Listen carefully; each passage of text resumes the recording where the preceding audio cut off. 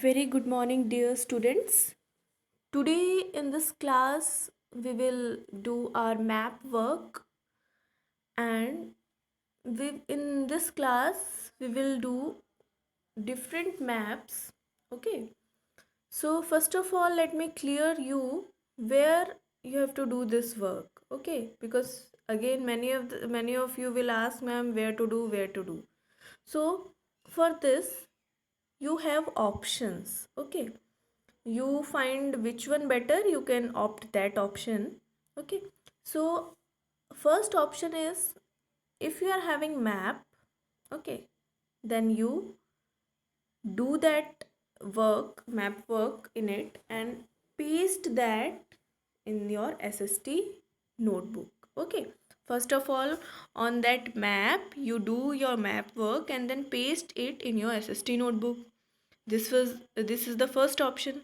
And second one is, if you are not having map with you, you can use your last year's map book. Okay, at the end of the map book you will see many pages were there, approx 3 to 4 pages were there, and on each page there are two blank maps. Okay, so those blank pages of map you can use and you can do in that map book.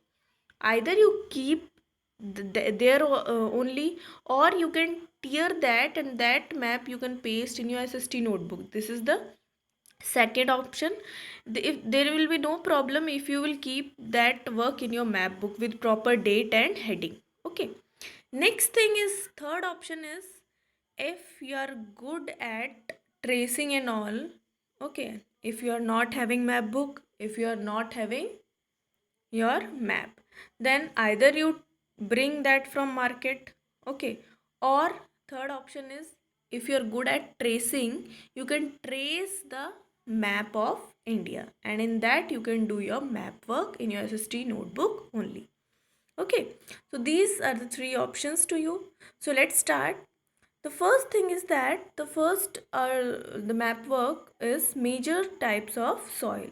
Okay, there are six main types of soils are there, and these you have to show in your map. Better to use physical map. Okay, but if you are not having physical map, you are having political map, then also it's okay. Okay, so first is the forest and mountainous soil.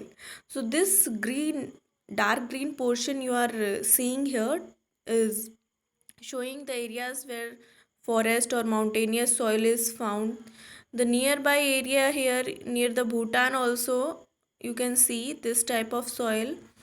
And next, if we talk about alluvial soil, alluvial, you know, the most fertile soil is there. So in the northern plains, okay, Ganga plain, you can see that complete area, and near this Bangladesh Brahmaputra basin, you will see what alluvial soil.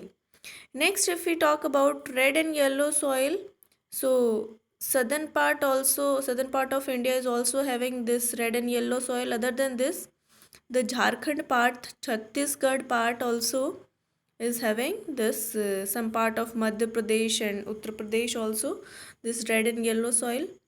Now, if we talk about the black soil, which is very good for the cotton growth of the cotton crop, so black soil we will found in parts of Gujarat and Maharashtra, and also in some parts of Madhya Pradesh mainly.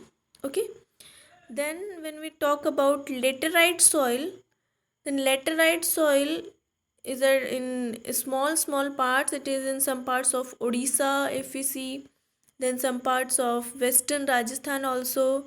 Then the border part of Madhya Pradesh and Rajasthan is also covered by laterite soil. Then western Ghats are also there having laterite soil. Okay, so these are the small places covering laterite soil. And when we talk about arid soil, the western Rajasthan covers the arid soil, means desert soil. So these soils you have to show in your map. Okay, the next thing is that in the next we will talk about the tropical evergreen forest and tropical deciduous forest. Now, don't get confused. In this map, there are five types of forest, but in map only two you have to show. The first two one, tropical evergreen forest and the tropical deciduous forest. The next three mountain forest, mangrove forest and tropical thorn forest you will not show. Okay, so only the upper two forests you will show in the map, the tropical evergreen forest and the tropical deciduous forest. These things will be properly shown if you will use two maps, one for the major types of soil and another for the major types of forest.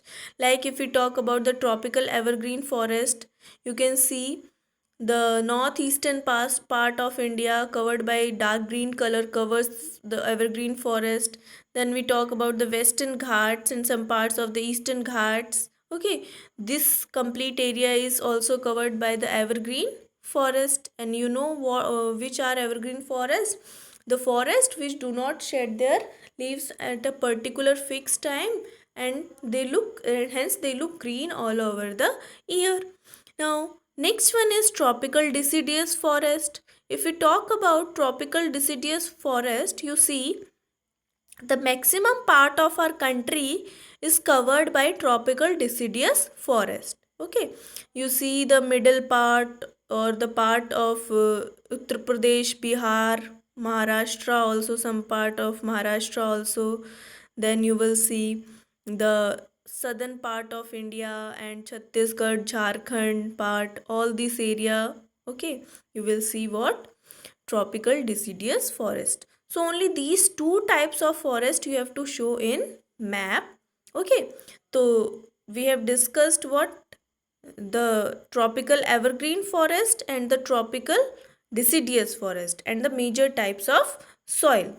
Now we will discuss about the major union territories of India. Okay, like if we talk about, there are 8 union territories. The first one is Andaman and Nicobar Islands and the capital is Port Blair. Then second one is Chandigarh and capital is Chandigarh city only. And then this is the new thing. Earlier Dadar and Nagar Haveli and Daman and Diu were two union territories. Now these were merged. Okay, and Daman is set as the capital of these two, and fourth one is Delhi, and capital is New Delhi, and fifth union territory of India is Lakshadweep and capital is Kavarati. The sixth union territory of India is Pondicherry and capital is Pondicherry. Now the two new one, seventh union territory of India is Jammu and Kashmir, and its capital during summer is Srinagar and during winter is Jammu.